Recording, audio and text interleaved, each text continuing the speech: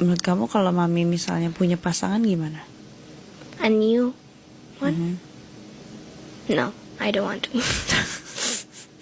Ketika korban menjadi pelaku, benar. Ketika korban menjadi pelaku, habis itu ketahuan sama khalayak ramai, nyuruh lakinya pasang badan dan bilang kalau pelakornya itu nggak tahu bahwasannya si laki itu udah punya bini. Nggak tahu katanya. Yakin kalian nggak tahu? Lo nikahin tuh Elsie. Kalau spek lu adalah spek-spek uhti berkerudung bercadar, lu berdekat deh tuh sama dia. Lu dekatkan diri lu dekatkan diri lu kepada Allah Subhanahu wa taala. Amin, begitu speknya. Apalagi spek lu yang tinggi, putih, kayak bihun, kurus gitu. Ya begitu lu deketin deh. Jangan spek lu A, lu deketin C apalagi Z. Nanti habis itu apa alasan lu buat selingkuh, kan anjing. Kenapa harus korban yang memaklumi kelakuan pelaku? Padahal kelakuan pelaku yang kayak anjing, tapi kenapa korban yang harus memaklumi gitu? Kenapa nggak yang pelakunya aja mikirin gitu ya, memposisikan diri kalau misalkan dia menjadi si korban? Apakah dia mau diperlakukan seperti itu? Kan enggak. Nangis-nangis songe. Kenapa selama 51 menit tuh dia ngomongnya kayak cosplay jadi Kak Kev gitu yang rar. Hai guys, kembali lagi bersama kami di channel Arafi. Bagaimana kabar kalian? Semoga baik-baik saja dan semoga kalian semua dijauhkan dari kata sakit. Amin amin ya robbal alamin. Setelah pengakuan dari Fahmi yang cukup menggegerkan publik di mana beliau mengakui dengan lantang kalau telah menikah siri dengan Inar Rusli dan mengaku kepada Inar Rusli kalau dirinya sudah menceraikan Mawa, teman-teman.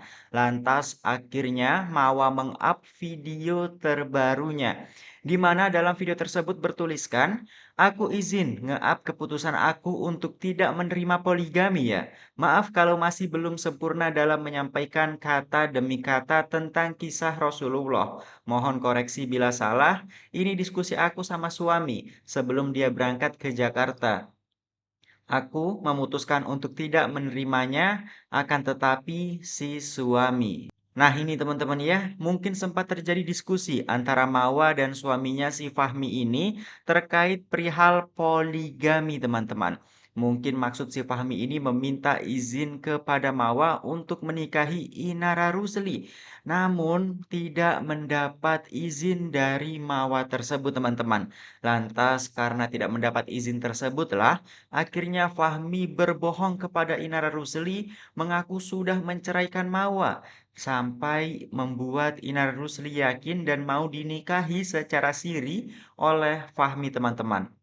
Lantas mengenai pernikahan siri antara Fahmi dan Inar Rusli ini tentu saja menarik perhatian dari beragam warganet. Ini dia videonya, teman-teman. Ketika korban menjadi pelaku, benar. Ketika korban menjadi pelaku, habis itu ketahuan sama khalayak ramai, nyuruh lakinya pasang badan dan bilang kalau pelakornya itu nggak tahu bahwasannya si laki itu udah punya bini. Nggak tahu katanya. Yakin kalian nggak tahu? Kalian, para perempuan, gue tanya sama kalian. Kalau kalian mau menikah dengan laki-laki lain, kalian udah pasti kan mau dibawa pulang, mau dikenalin dengan keluarga, saudara-saudara, dan lain-lainnya. Kalau memang tidak ada sesuatu yang mencurigakan, pasti kau dinikahin sah. Kenapa disirih? Keluarga, orang tua, mertua, semua, kenapa nggak ketemu?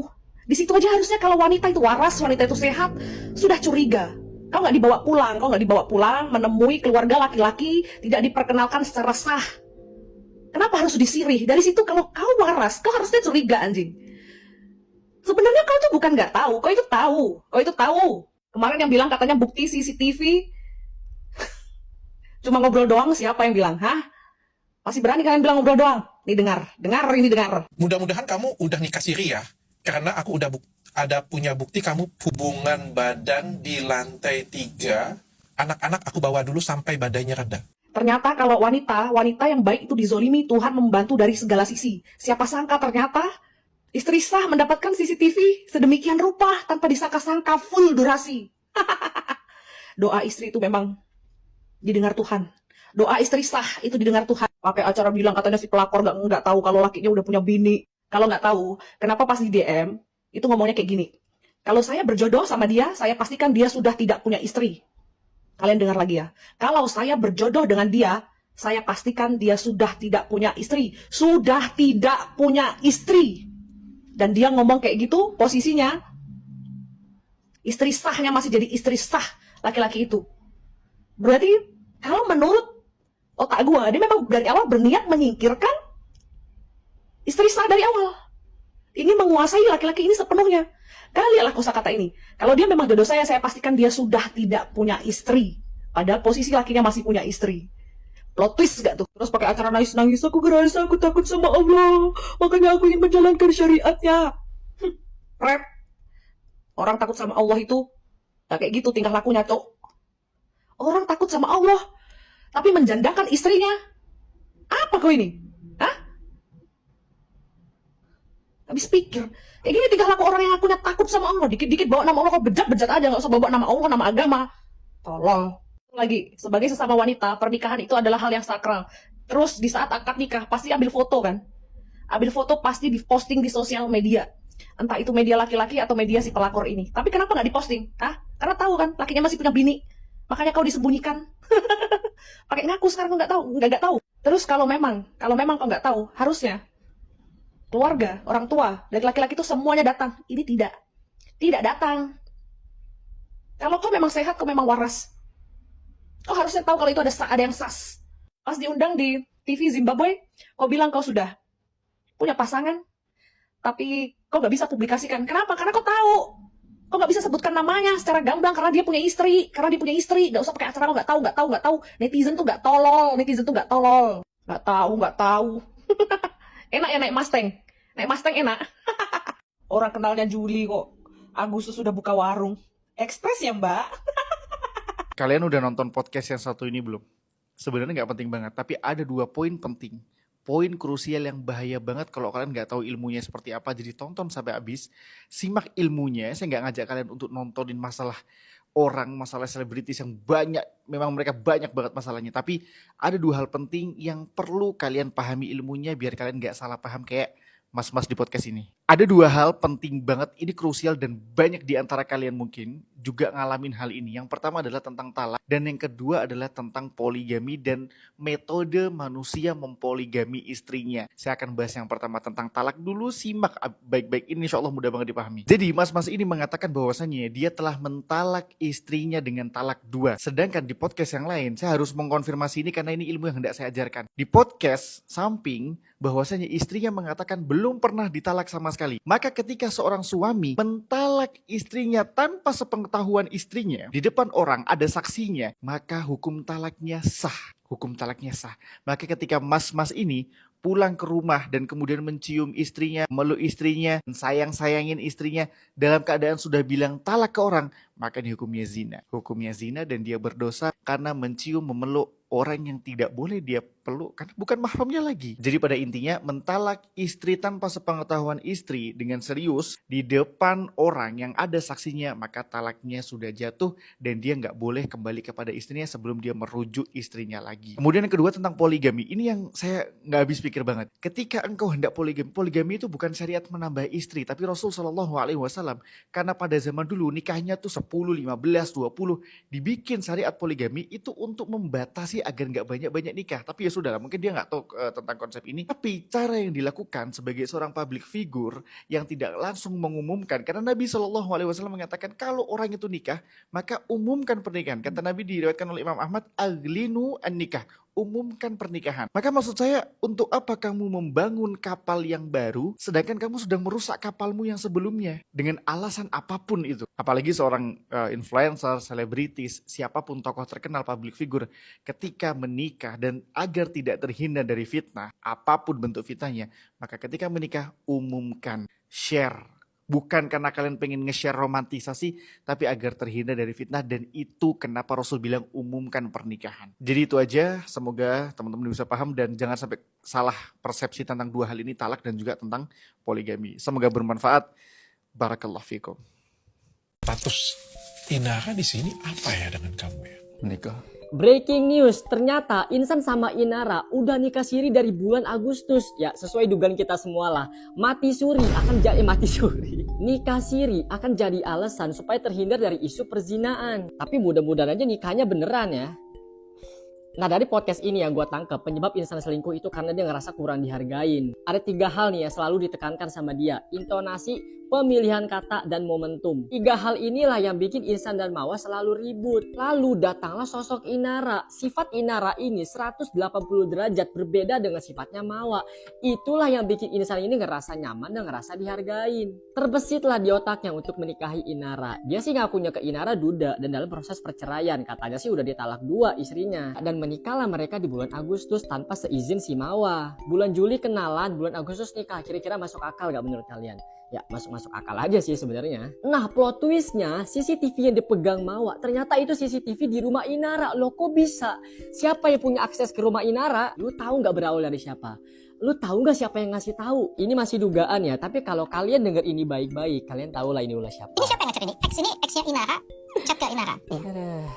Saya izin baca boleh ya? Mudah-mudahan kamu udah nikah siri ya. Karena aku udah punya bukti kamu hubungan badan di lantai 3. Anak-anak aku bawa dulu sampai badannya reda. Absolut Cinema bos. Guys, Inara Rusli sama Ihsanul Fahmi udah resmi nikah ya. Kalian kalau mau tahu detailnya bisa nonton podcastnya Dr. Richard sama si Ihsan ini. Fix kali ini yang terakhir nih aku mau bahas.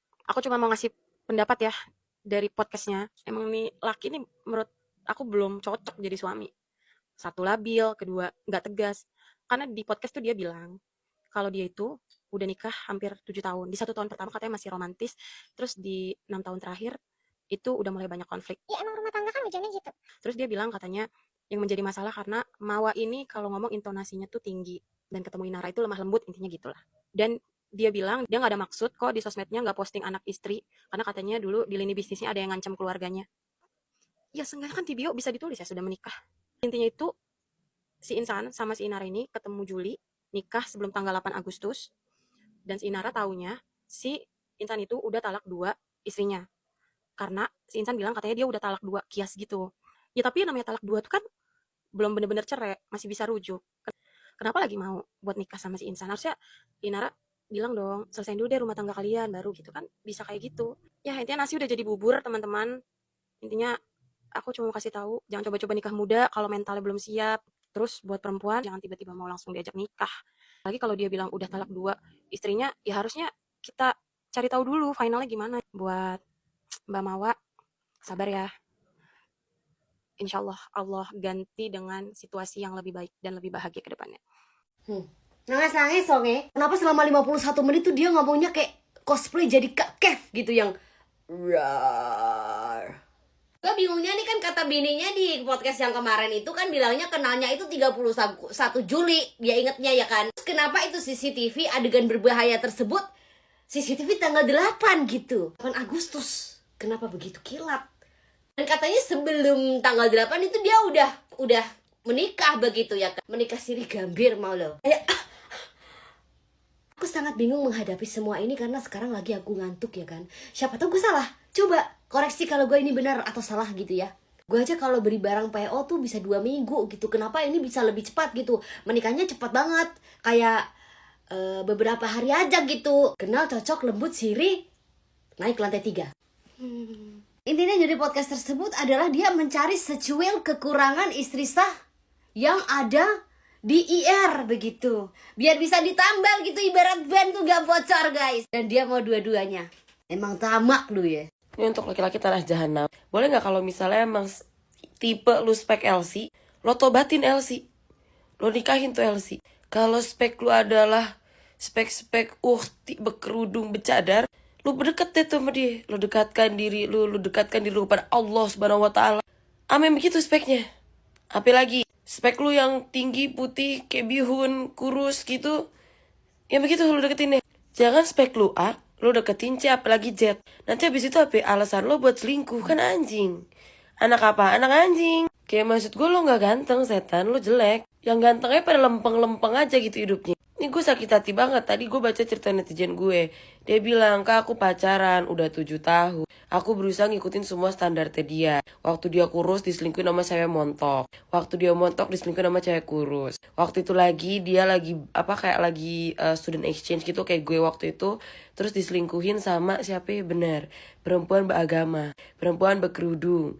Dia ngegepin itu laki-laki lagi cecetan mesra. Papa napi kelamin. Emang anak anjing. kedok doang, sialan. Terus sampai akhirnya mereka memutuskan buat menikah. Gue juga gak ngerti apa yang ada di pikiran di perempuan, mereka menikah, say. Pas nikah semuanya diikutin sesuai sama kemauan si laki sialan tanah jahanam ini. Lo tau apa? Yang diundang siapa? Mantan-mantannya.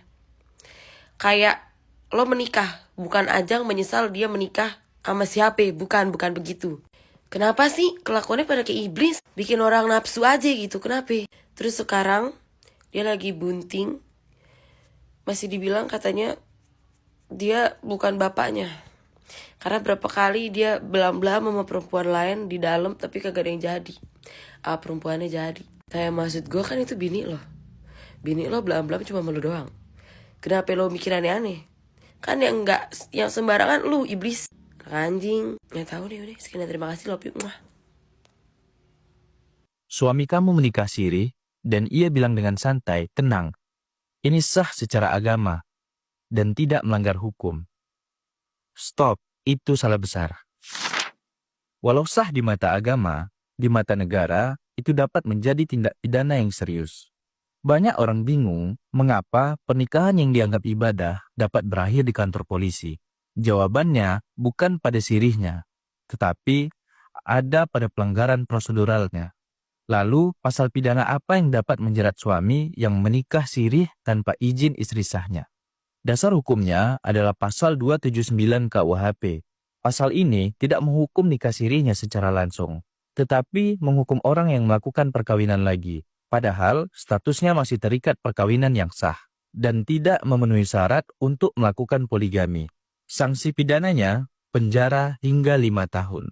Ini melindungi status perkawinan sah yang pertama. Penting kalian ketahui, nikah sirih punya konsekuensi hukum yang besar, terutama bagi istri sah dan hak anak-anak. Jangan sampai ketidaktahuan membuat hakmu terampas. Jika kamu dan kerabatmu berada di dalam posisi ini, pahami hakmu. Share konten ini dan jangan sampai ketinggalan informasi hukum lainnya. Segera follow @bahashukum.id. Kenapa harus korban yang memaklumi kelakuan pelaku? Padahal kelakuan pelaku yang kayak anjing, tapi kenapa korban yang harus memaklumi gitu? Kenapa nggak yang pelakunya aja mikirin gitu ya, memposisikan diri kalau misalkan dia menjadi si korban? Apakah dia mau diperlakukan seperti itu? Kan enggak. Tapi kenapa dia melakukan itu? Karena dia nggak pernah mikirin, nggak pernah memposisikan diri menjadi korban. Makanya dia menjadi pelaku, emang anjing. Memang tadi sempat berkomunikasi dengan salah seorang yang boleh saya katakan cukup mengetahui perjalanan spiritual saudari, ya kalau bisa kita sebut ya IR ya, atau Inara Rusli karena sudah menjadi rahasia umum, dengan seorang laki-laki yang katanya pengusaha asal Medan.